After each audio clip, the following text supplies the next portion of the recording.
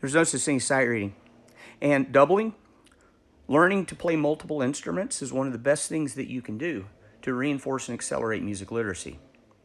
However, if you're not musically literate and you read music through single note recognition and your practice is primarily focused on technique and raw muscle memory, then learning a second instrument will just completely screw you up. This is why lots of times you'll hear band directors and music teachers advise their students to not learn a second instrument. Because if the only thing that you know about how to play your instrument is the physical technique, the muscle memory, well then it's not going to be the same on the second instrument. That's just going to cause you to get the two confused.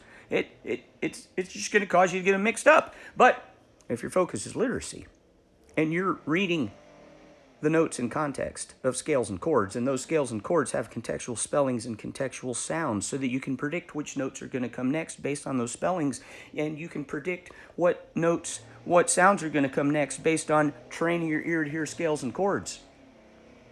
It's going to be the same scales and the same chords with the same spelling and the same sound and the same key signature and the same visualization. It's going to be the same primary keys within that key center. You're going to have the same closely related keys. They're going to be roughly in the same order based on functional harmony, and it's going to be the same from instrument to instrument to instrument. Now, if you practice those things on a single instrument, that's good, but it's really easy to quickly turn your brain off and just rely on your technique. But if you're playing additional instruments, can't rely on your technique. Technique is going to change. If your practice time clocks you through 2 or 3 different instruments, right, you're going to have to keep your focus on the literacy, not on the technique. And it speeds things up. Some of the best students I've ever had have been doublers. Some of the best musicians I know are doublers. Probably more than half of my students who've made all-state groups have been multi-instrumentalists.